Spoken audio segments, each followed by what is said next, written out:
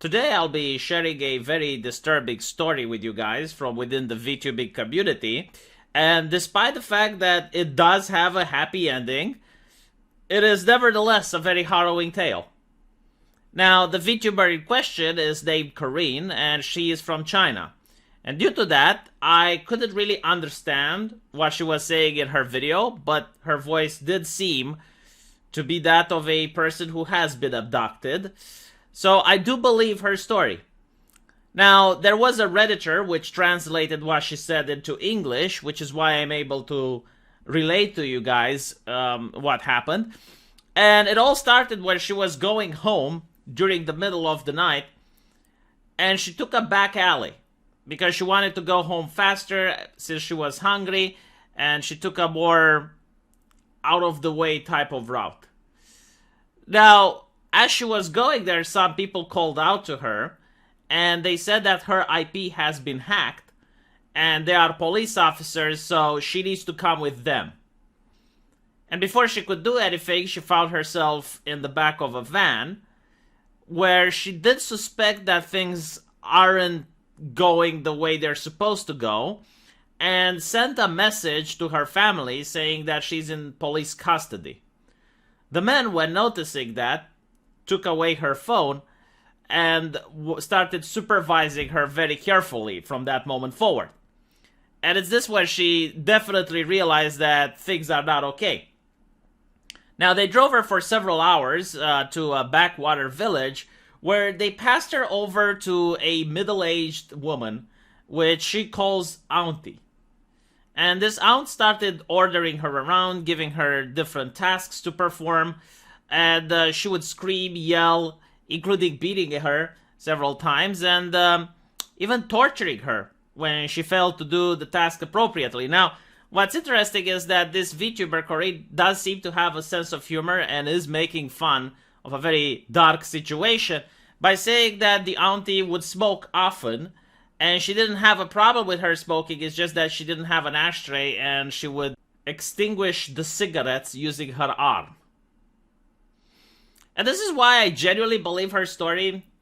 It's mostly due to the fact that, from my personal experience, most people who deal with trauma do tend to make jokes about the trauma. It's a way to cope. I'm more likely to personally believe someone that does make fun of a dire situation like this than, the classic American trope where the only way to cope with a bad situation is to maximum depression mode, and anyone that talks or asks questions need to be shut down, and that's not my personal experience on how people deal with trauma. I'm not saying that there aren't people who deal differently, but I'm definitely willing to believe Corinne due to the way that she is telling the story. So anyway, she's basically turned into the slave for this middle-aged old woman, and she tried escaping a couple of times. She mapped up the schedule of this lady and tried to find a way to get out, but every time she attempted, she was caught and punished. So eventually, she decided that this is probably going to be the rest of her life. She's not going to get out of this situation. And she made peace with it. But after 6 months, the police came to the door of this woman and said that they saw this child that has been reportedly missing. And that's how she got rescued. So she got back home and got medical attention and is now going to be streaming again. And she says that she doesn't want this event to mark her career. She doesn't want to depress people. And as a fellow entertainer, I gotta say, I really do sympathize with that. It is one of the most difficult aspects of the job when you're dealing with some real-life tragedy. Like, for example, when a family member passes away, or you're dealing with some grief, but you still have to go to the computer, put on a smiley face, and entertain people. And what she has been going through is just unimaginable, and yet she manages to put all of that away. She has the strength required to put all of that away so that she can go back to doing what she loves, doing her passion, which is also her job. Now, with that out of the way, I just want to point out that it's quite surprising that it happened in China, right? I mean, China is a very authoritarian nation that provides a lot of digital security for the people there, a lot of surveillance to make sure that everyone is safe. And yet, for some reason, that type of crime apparently is not just happening, but it's probably very prevalent, considering the fact that this scam was quite elaborate. I'm willing to bet that this wasn't the only girl that got abducted. And they already had a person willing to buy her off. So, yeah, it does seem like a very oiled machine, like a very oiled business that has been operating for a while, despite all of the surveillance that the Chinese government has over its people. It's also something that doesn't really happen here. I mean, if it were to happen in my country, it would be on national news 24/7. This would actually shock a nation. Don't get me wrong, like, we still have crime, but, like, the idea of people getting abducted from the middle of the street is just not heard of. Like, usually the way people get abducted here, I actually studied this at law school when I was trolling there. They get seduced by someone else. So, like, they meet someone over Facebook or Tinder. The person poses themselves to be a very rich and a very charismatic individual. Then hooks up with the woman, spends some time with her, and then suggests, let's go on a vacation. Let's go on a trip together.